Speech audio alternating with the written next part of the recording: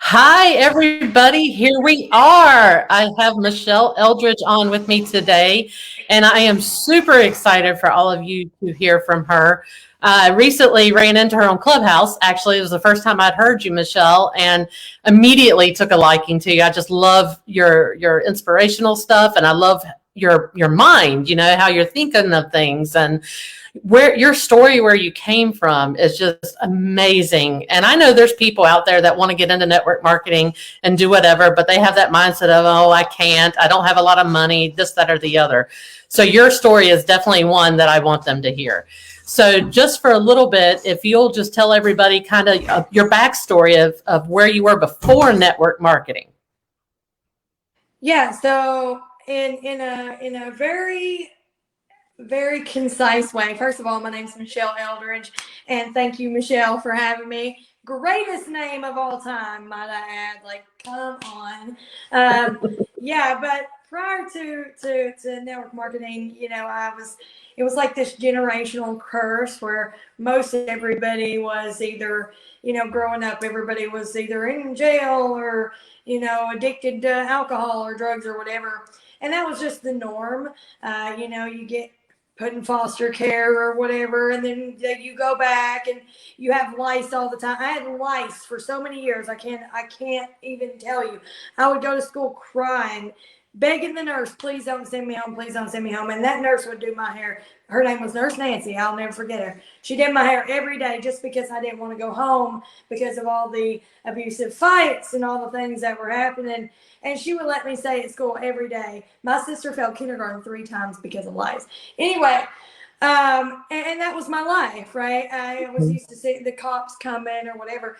And I just thought to myself, you know what? I'll never be that. They're teaching me what not to be, right? And, it's easy to say. Nobody says, I want to grow up and be a drug addict. It'll be fun. Nobody says that. What actually happened though is I ended up being raped at 14, and because there was nobody taught my mom or my dad or anybody that was around or not around how to deal with anything in a good way. And so I was like, I'm gonna see what the big deal is. So I ended up, fast forward, by 18 I am homeless, literally, living on the streets. Living on the street, homeless, freezing to death, not like sleeping on a buddy's couch or no. For real, on the street. Wish somebody would give me a cup of coffee. It's winter and I'm standing in the Hardee's parking lot, hoping somebody will do that for me, and nobody cares. In the small town I was in, there's no like homeless, there's no nothing like that. And I was in and out of jails and rehab and the normal stuff when you go down that path. And turned 21 in jail. And in fact, I found out I was 7 weeks pregnant at that time, right before that, 7 weeks pregnant. And then I had to go, they took me to the baby doctor in handcuffs and shackles till I had her, let me out to have her. I gave her away, and then I went straight back to jail. That was my reality. And then I turned 21 in jail, and I got out.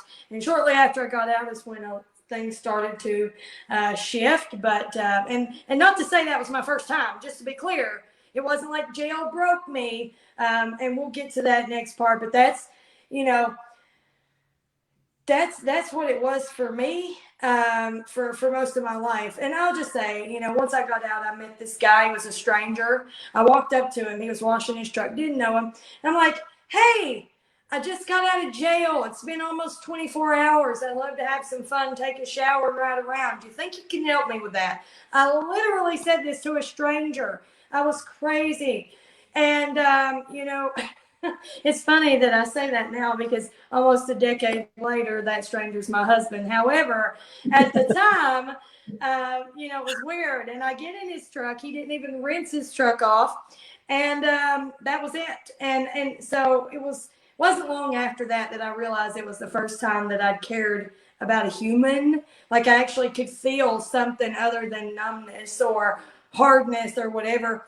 And I wanted to keep it. And so I decided I was going to give it up. And it wasn't the rehab and it wasn't the jail or whatever, because I'd done that. It was the choice that I made that I'm willing to deal with all the pain that's going to come back to surface, all the things I'll have to forgive myself. But I'm willing to do all those things and go through all the withdrawals to feel the love I have for this man. And that's what I did. And then, a few months later, I ended up pregnant, and we started a family. Fast forward, I have another, I get pregnant again, and he gets shot the next day, literally the next day after I find out I'm pregnant with my second child with him. And it's a whirlwind. It hits an artery. It's crazy. And he starts suffering from PTSD and bipolar schizophrenia. We went through that for 2 years. 2 years. Look it up. Google it if you don't know what that is. Okay. It was crazy. And after 2 years, finally, something bad happened, and he ended up going to jail. And I was left with 2 kids, no car, no nothing. Didn't have money for a light bill. When he left, there was $40 in his pocket, and there was no nothing. We didn't have like a babysitter. We didn't have friends. Nobody in that little town liked me. No, I didn't even have a card. There was no bank or credit card, like nothing like that. So I could literally at the time I could count $5 and change and survive on that for 2 weeks with bread and Kool-Aid and bologna. That's the kind of situation that it was at the time. And I was lost without him because he was, it was just horrible. But that's fully where I was before divine intervention, I guess is what we'll call it. Well, that is an amazing story. And you guys, that is like the short version. I've heard a little bit deeper, and it'll just really get to you. And somebody's about to ring my doorbell, just so y'all know. And it's kind of funny, just listening to this. People can take different things from people's past, and connect with that. And for me, I connected with, my family has had alcoholism and addiction for a while, and then on top of that, when it was just my son and I, just the budgeting for the groceries. We had lots of ramen soup and mac and cheese with cut up hot dogs. So I feel you there. And when you're in that situation, sometimes it's hard to see that there's anything anywhere else. It's hard to see that. Well, for me, there really truly wasn't. Like I had tried to get a job at the local dollar store, even though I didn't have a car or a babysitter. I still tried. And they wouldn't hire me because 6 years prior, that's when I'd been in jail. And so when you're in the situation I was in, your back's against the wall. It's either you're gonna there was in the world I lived in, there was no option but for me to live off government assistance till I died, and for the cycle to continue with my kids. And I could not bear the thought of losing them because I couldn't pay an electric bill after all that. Like, I mean, really, it wasn't like, and the part that I didn't say that was missed is that I was in a position where at 18 years old, just a kid, I was literally selling my body to survive. That was my reality. And I am telling you, the truth is that I couldn't have been made to feel more like a piece of shit than they did. That even after so many years, they still would not. They would scream things out the window at me. How I was a piece of shit. How this, that, or the other. And, it's funny now, everybody waves at me and wants to be my friend, but it's, wonder why. Yeah, but it's a little late, but I use that as fuel, all that, and all of it made me who I am. But yeah, when your back's against the corner, I call it, the gift of desperation. That is what it is. And not everything has to come from desperation, because I'm not desperate anymore. I still do. I'm still right now at this moment, I'm in the middle of pedal to the metal. I'm all in on stuff. And it's just that season that I'm in. It's not out of necessity. It's not out of whatever. It's out of want, hunger, legacy, a different vision. But at the beginning, I was uncomfortable with being uncomfortable. And prior to that, I was comfortable being uncomfortable. That's the difference. It doesn't Yep. have to be this big contrast or whatever, because really I'm not unique. My story isn't unique. It's I was uncomfortable. I just got so sick and tired of being sick and tired. And people say that, but they don't actually mean it. They're comfortable because they know what to expect. They know the food stamps are going to come on a certain day of the month. They know that at Christmas, like they did for my kids, right? They would people drop off presents. The health department will on the porch, right? You expect it, even though it sucks. And so you have to get uncomfortable with that. And it doesn't, again, your uncomfortable doesn't necessarily have to be my uncomfortable, but uncomfortable is uncomfortable. You just have to decide that you're that uncomfortable with it to do something different. And for me, I didn't have any, like, this was like, what did I ended up doing ended up being the only option for me. And, that's only grew to make more opportunities. But at that time, there was no other option ever. Yeah. Boy, I've got chill bumps now. You guys see why I wanted her in this leadership series, this women's leadership series? I mean, talk about inspirational. And I do want to just add to that, because I see something that somebody said here.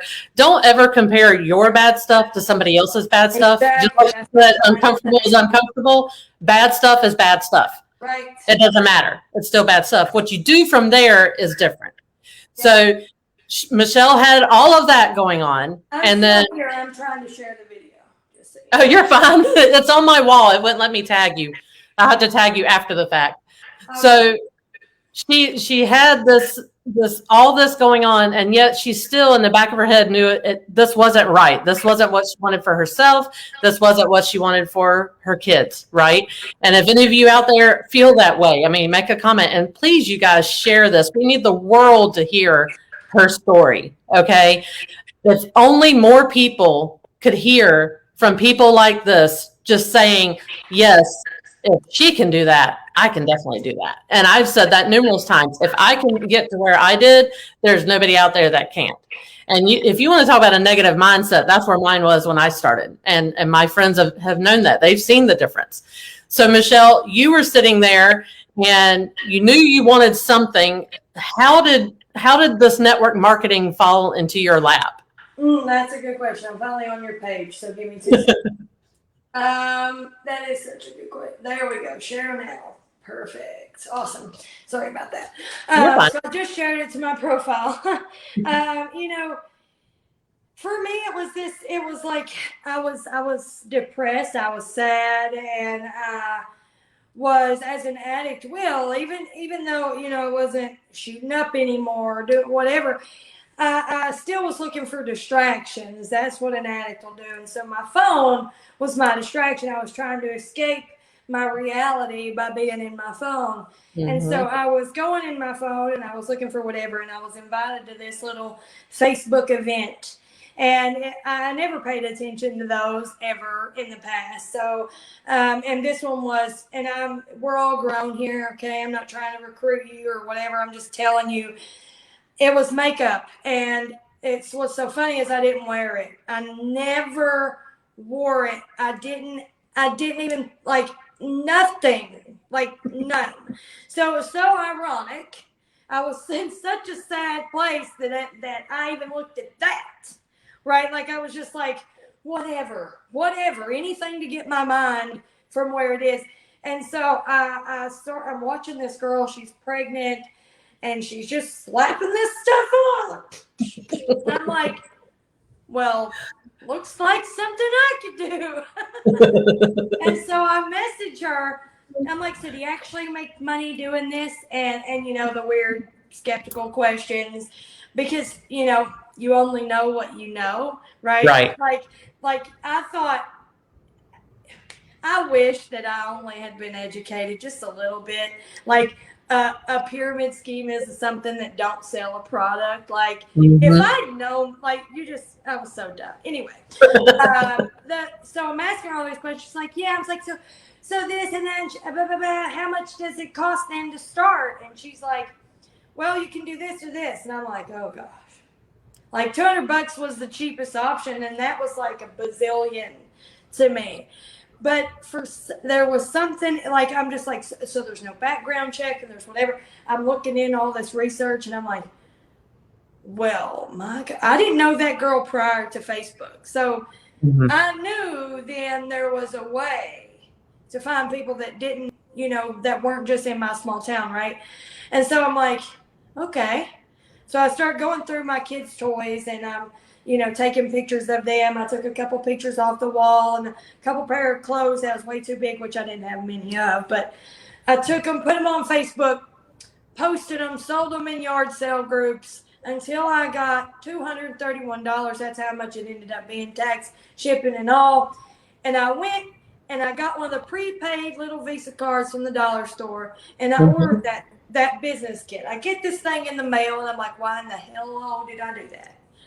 That was my light bill. Why? What makes me think with no friends, nobody likes me, no Instagram, and about 100 and some people on Facebook, what makes me think I thought I could, what made me think I could do this? What? I need to, and I could not come up with any answer other than there was something in my gut saying, why not? You can learn, right? Like, why not? And so I'm like, I don't know. Shortly after, right, she had her baby. She suffered from postpartum. And so it was like me solo dolo. And I was really clueless. So I'd get on videos because that's where I saw her do, right? I'd get on videos. I would slap that stuff on my face. I would tell people, listen, this is what I am. This is what I was. Kind of Eminem to people, right? Tell them something they don't know about me, right? They can't. There's nothing nobody can say. And so I told them all that, and I'm like, but we're not here for that. Here's what we're here for. If I can slap all this on my face and not know anything about what I'm doing and make it look halfway decent, I know you can. And it started to come because I was honest with them. I was, I had my phone propped up against books. It was hideous, but I was just honest. I'm like, listen, this is the reality. Okay. Darn, my kid knocked my phone off those books. The air conditioner's roaring. I'm sweating with makeup, trying to put makeup on my face. Like, it was ridiculous. But because somehow at the end it looked good, and because I was so okay with looking dumb or not great, people bought it. People wanted it because they thought, if she can, I can. And that's the beauty of it. Even when I saw her with no reason to think that I could at all, I thought, if she can, I can. And so that was my whole thing. I'm like, I'm just going to show people if I can, they can. And that's what I've done this entire time, right? So that's how I found the industry, got in, and failed forward at first, for sure. So what I want you guys listening to take from that is there at the beginning, instead of her looking at that $200 and saying, oh, never mind, can't do it, she found a way to make it happen. Right?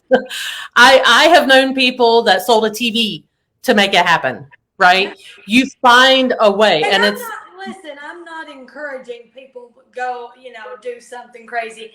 I'm me, okay? And it was okay with me. You do what's good with you, but I wanted it bad enough.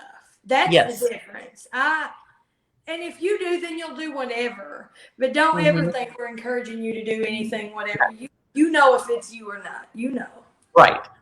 And that's the thing. It's not necessarily that she went out and sold a bunch of stuff. It was the mindset of, instead of letting that hold her back, that was what pushed you forward. I'll figure it out. I needed it. Yeah, yes. I'll figure it out. And then the same when it came to, you were doing this by yourself. You didn't know what to do, but you saw what other people, you figured it out. Exactly. Figured it out. I think that's kind of a gift of my past, is I've been figuring it out since I was born, or I'd have been starved to death. Right. Like, and so that's a gift for sure. It's a gift, but it's not a hard skill to learn, because if you ask your brain, if you can come up with a want in your mind, You want this for your future. You see this for your life. You can come up with the how. There's no question. And at first, all I wanted was to be able to truly, I made a vision board. All I wanted was, am I going to cry? I hope not. All I wanted was a car. I wanted a car. I wanted to be able to pay my bills without worrying about them. I wanted to be able to buy my kids Christmas without worrying about it. And I wanted to be able to get my flipping nails done every month instead of once a year at some random time and then never having them done again. That's all I wanted. Oh, and I wanted a new phone, a real new phone. And and I joined in September. And September.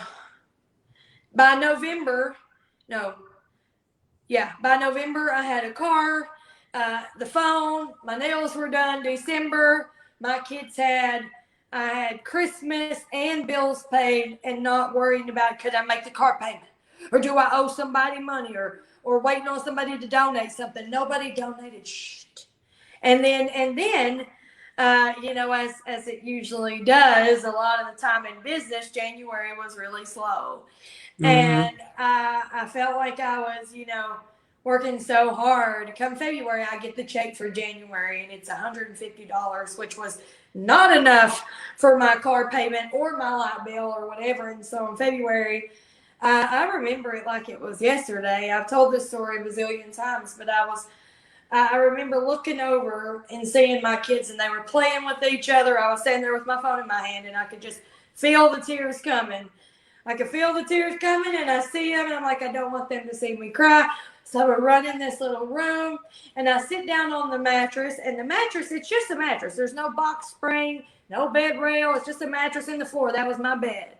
And I sat on that mattress, and I just put my head in my hands, and I just cried and I cried. I'm like, I've not spent any time with my kids. I've been on this phone for 24/7. I'm doing all the things that I think I'm supposed to do because I don't really know. And $150, really, this is it. And I'm like, I'm ready to quit. I'm over it. I'm done. I cannot do this. Like I was quitting. And obviously it wasn't long till it dawned on me that I didn't have any other option. And so what do I need? What can I do about it? What else could I get the life that I actually wanted? What else could I get the freedom that I wanted for my kids even? Where else? What other industry? What could where? And there was nowhere. And so I get on there again, and I'm going to figure it out. And I'm Googling how to do at-home things, right? How to do at-home things. And I find Ray and Jessica Higdon. Thank God for that. Because that was it. The first, when I found like, it was like a free coaching Friday. He still does those. Yep. And it was like a breath of fresh air. Somebody finally gets me. Somebody finally is going to give me some direction and say, go do this. Because I knew if somebody would tell me, go do this, I could do it. I just needed to know what I was supposed to be doing. Yes. So I scrounged up $20, which was not, at that time, in that moment, because I'd saved some money, I could still pay my bills. But in that moment, I was struggling. And so I scrounge up $20. I get in his little thing, and it's like a daily action step. I'm like, I can do that. And so that's what I did.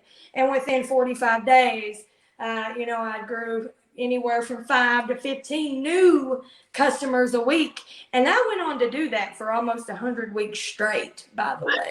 Not only that, but I had recruited like 11 people in 45 days. And that was crazy because I recruited like 4 people before, but 2 of them had quit. And it was like, it was crazy. And so I'm like, all this because I'm following directions? Really? Okay. Why isn't everybody doing it? And so within 6 months, I'd been interviewed by Ray, and I spoke on his stage for the first time on a panel, flew on an airplane for the first time. It was crazy. I will never forget how terrified I was. If you've never been on a plane, just know it's not as scary as you think. I had talked it up into my head to be this terrifying, just life threatening experience. I just thought I was doing such a big, bold act by getting on this plane.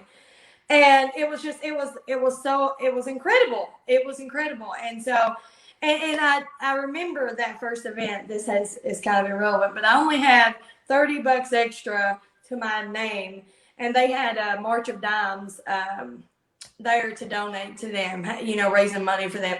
And I donated my last $33 that I had, period, to the March of Dimes. And I still think back to that, and to think that was just 2018. That was just 2018. And in September alone of 2020, I gave away like 10 grand. And that's not counting hiring coaches for 10 grand or all the doctor bills I had in 2020 that added up to like 6 figures. Like, insane amount of stuff in just a little bit of time. And after that, it all snowballed, because that's what you do in this industry. You make friends and you meet people and stuff like that. That's why events are important. Whether it's your company event, definitely always go to those if you're Yes. And then any other thing you can do it, because Yeah. that's where you meet the people, and collaboration is currency. I always say that. I went on speaking on stages, A&MP and Top Summit voted me to get there. I ended up not going to that because my son was sick, but I've spoke on race stage every single time since 2017, since 2018, and that's a huge flipping honor. And in the last almost 2 years now, not quite, but almost, I worked for Ray by choice, because I believe in his mission, because what it's done for me. So it's not a have to. A lot of people come in here because they don't want to work anymore, and that's great. That wasn't the case for me. I just couldn't get hired. Nobody could hire me. And so now, I get to work. They used to say, don't meet your mentors. I've heard that a million times. But I think that I only admire mine more, and I'm grateful that that's the kind of people that they are. But now my kids legitimately are the most, like, it's like this fairy tale thing that I used to dream about as a kid. I remember laying in the bed at night thinking, I wonder what it would be like to be normal. What it would be like if my mom went to my basketball games, or if I knew my dad before I was 13. Like, what would that be like? And my kids don't ever have to worry about that. They don't have to see people passed out in the house everywhere. They don't have to see anything. They have everything they want, and way more than they should. I guess when you come out of poverty, it's easy to want to make up for all the lost time. They don't remember any of it. They don't even know. But I felt myself in a mess with that for a long time. Like, you gotta chill, right? Because after a year of being gone, he got to come back, and he got put on medicine, and he's great now. But he was like, you got to chill out. You're doing too much. You are buying way too much. He's like, what are we going to get him for Christmas? Because you've got him everything else. And I'm like, you know what? It's more for me than for them. And so as long as I don't care how, literally, we were at the Higdon Group Christmas party, me and my husband, looking for presents in Florida, and it was still hard to find stuff that they didn't already have to try to bring back for Christmas, because we have everything that's near us. And so, like, that's the kind of life that my kids deserve. That's the kind of life that their kids deserve. That's the kind of life that any parent wants to give their kid if they can. And I wouldn't have had that option had it not been for this industry. And that's the truth. And so when I'm asked to do these interviews like this, or speak on stage, or do whatever it is in any way that I can, I'm like, yes, I'm in. And here's why I'm in. Because if somebody like me, and I'm not saying that in a bad way toward myself, I'm saying if somebody that's less than average, okay, that the statistic is against me, for sure, can do what I've done, anybody on this planet with a little bit, just a tiny bit of want to, that will commit to at least one thing every day, you'll grow this business. That's what most people won't do though, is they'll come in and for about a month they'll post every day, forget their other life. They'll forget their kids and their dog and their frogs and all the stuff. They'll forget the stuff that they used to have. They'll post all these product stuff and opportunity stuff for a whole month straight. And when that doesn't work, surprise, they will quit. They're like, that didn't work for me. Yeah, well, because that's not how you do it, right? Like, it's you know, it's just not. That's just not it. What we want, what leaders like us, we the Michelles, yay, like us, we teach people to not forget their life and not just become the company, but to still be you and just share it like you would if you found something at Target that you liked. Yes, or a movie. Exactly. That's all it is, except you're getting paid for it. And then everybody else that you refer, that refers somebody else, you're getting paid for them too. Whereas for Target, you're not getting anything except some less money in your pocket because you're spending it all. At least here you can get the products for free, right? Like you can earn them and be good to go and still make money. Like it's just like a win-win situation. I just think that if people had a little more, if they could see more than what they think they know, they would be more and more and more and more and more, especially with the way the economy is right now, the stuff we've been going through for the last year. There has been a huge growth, but I wish it would have organically happened without that the pandemic having to happen, right? Because all people really truly have to know how to do is use their phone and follow directions. Yes. That is really it. It's not rocket science. It's not anything, because I was committed to, I'll never spam anyone ever. Like, never will I do it from the start, because I had been messaged by somebody who didn't know any better, right? In a way, like, here's my link, join my team. And they didn't know any better, but I didn't like that. And so I knew from the start that wasn't who I was going to be. And that was a choice I made. That's not who I'm going to be. And it's as simple as, I'm not going to do that. And so it's just like follow directions, commit to following the directions every day. And how long does that truly take? For me, I think, honestly, I will take it as, right now, I got my makeup on just for y'all. I'll have to touch it up because I've cried. But I've got this hoodie on right now. What I will do, when I get off this, I promise you this is what I'll do. I will take pictures of myself with my hair up like this, okay? And I got some pink eyeshadow. I'll take pictures. I'll do some videos with this shirt. Then I'll take this hoodie off. And then I'll go change eyeshadow. And then I'll do more videos and more pictures. Then I'll take my hair down. And then I'll change my shirt again. And then I'll put a hat on. Change my eyeshadow again. I will do that probably for the next hour and a half until, let's see, what time? Probably about 6 o'clock. And guess what? I will have content for the next 2-3 weeks ready. Period. Done. All I'll have to do every day is post it. Right? And that's what I do. Most of what I do in a day is talk to people. That's all I do. And it really is as simple as just use your own face, use your own voice, and follow directions. That's it. So anyway, sorry, I get carried away. Oh, that you have been dropping absolute gold, and the people watching have been loving it. And I wish I could see. I know. You'll have to go back later and look at the comments. Well, make sure when we get off that you tag me for sure. I will.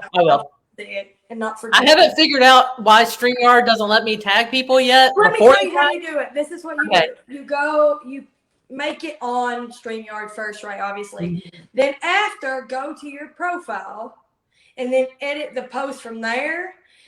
I figured that out when I interviewed John Melton. Okay. Finally. And so it'll flag them when the live goes on? What? Yeah. Okay, great. Yeah.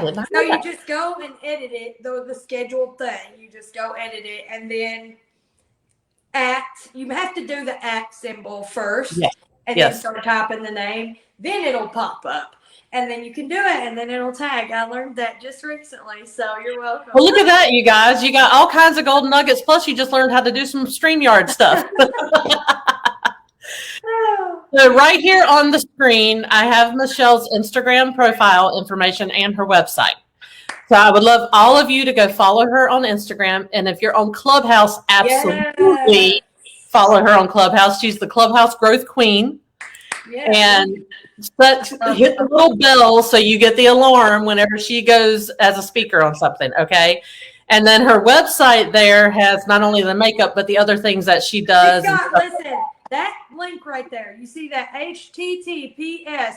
It's if you go to my Instagram, it's linked there too. So it may be easier just to search Michelle Eldridge over there. But if you do it, go to the link in my bio, because if you're in this industry, it's got trainings from people like Ray, Jessica Higdon, Fraser Brooks, John Melton, Taylor and Larry Thompson, Lisa Grossman, Jesse Lee Ward, all the amazing people, Marina Simone, a ton of people. I've interviewed a billion of them. And last night we just did a Clubhouse revenue blueprint, and it's all free. It's not like I'm not selling you none of that. So you can go to that link, and it'll take you to all that free stuff. You can just do it, and there's no email, or you don't do that. So just to let everybody know, I'm not trying to capture you. You just go watch it. Just click the link and watch. Sure. Yes. Sure, if you're on Clubhouse, come find me. Just search my name. I would love to connect with you on there. And if you do, and you come specifically from this video right here to Clubhouse and follow me, go message me on Instagram and say, I found you from Michelle's video. I'm going to pick 2 people to give $25 to at random, just for fun, just because you came from this video. So again, all you got to do is go to Clubhouse, follow me, and then message me on Instagram and say, hey, I followed you from Michelle's video today, or whenever you watch this. It could be in the future. And I'm going to pick a couple random people, maybe even more, depending on how many I get, and just $25 for you, $25 for you, maybe more. I get crazy sometimes, so it'll be fun. You are so awesome, Michelle. And you guys, if you have an iPhone or an iPad and you're not on Clubhouse yet, send me a message. I have like 6 invites. I'll help you get on there. You want to be on Clubhouse. Now you'll have everybody. You'll have them all over there. Well, Michelle, I hope you. On there, so. Yes. I hope you continue to share your story. And I am so grateful that you're willing to be so vulnerable and do that. And, you know, you guys watching, this just goes to show like what you could do. Like it really is. It's all up here. Okay. Oh, yeah. And every single one of you that's watching, whether it's now or later, you have the capability to hit the top. We've proven it. There's hundreds of thousands of others that have proven it. Just do it. Reach up, ask for help, be coachable, be teachable, and just do it. And all of you, feel free to, like she said, definitely find her on Clubhouse, follow her on Instagram, and message her, and let's see who wins. That'll be exciting. And let's just say this too. If you're not on Clubhouse, maybe you're Android, I don't want to leave you out. So go follow me on Instagram and say I followed you from Michelle's video, and I'll include you too. Because I have both an Android and an iPhone. I am not biased. Actually, I like the Android more, if I'm being honest. So I am not leaving y'all out by choice. Okay, so now you're included. Okay. My friend Clyde just posted. He said he's still waiting for Clubhouse to stop discriminating against Android users. See, I already was reading your mind. Well, hopefully the word on the street is it's coming very soon. But that's what they've been saying for a little bit. I feel like it's going to be in the next couple weeks. I would say up to 4, even if I'm making an educated guess based on what I've heard. But it's coming soon. And what you have is as an Android user is the app's going to look a little different for you, just like every other app does between Android and iPhone. It's going to look a little different. So you're going to have the opportunity, just like me, to be an early adopter. And when you're an early adopter, you can leverage what you learn and teach it to other people. It's so beneficial. It is 100% going to help you as much as it helps them all day, every day. People think of me now when they think of Clubhouse.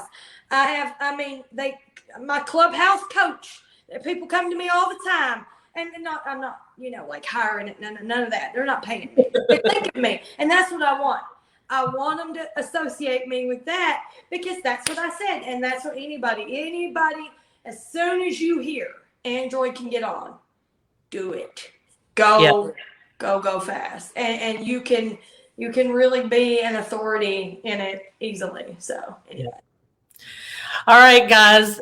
Michelle, I can't thank you enough for saying yes to this. I was actually afraid to reach out and ask, but I did it anyway, and I'm so glad I did. Lord. No. It's a mindset thing. I'm as open as I can humanly be. Like, there was this girl, her name was Lynn, and I just got done speaking on stage, and she wanted to come up to me so bad and take a picture, and she was like, oh man, I could, she said something like, I'm really nervous, I don't know if I should do this. I'm like, are you talking about me? No. Come, no. You don't ever have to act that way around me. I am no different than anybody else. So just know that it was an honor to be here with you. I am. It's always a pleasure to have a conversation with you, but this video was fun. The energy was always good. There was no drop because sometimes that's what happens. You just never know, but your vibe is so good. If you're watching this, make sure if you're from my page, because I did share this earlier, make sure that you follow Michelle. She's incredible. And I am excited for all the things to come. She's doing a whole series. So there's a lot of other leaders, a lot of things happening. I highly recommend you follow that for sure. So thank you so much for having me. It's been a pleasure, and I will check the comments, I promise. I'm dying not seeing them. So thank you. All right. Thank you, everybody. See you guys later. Bye.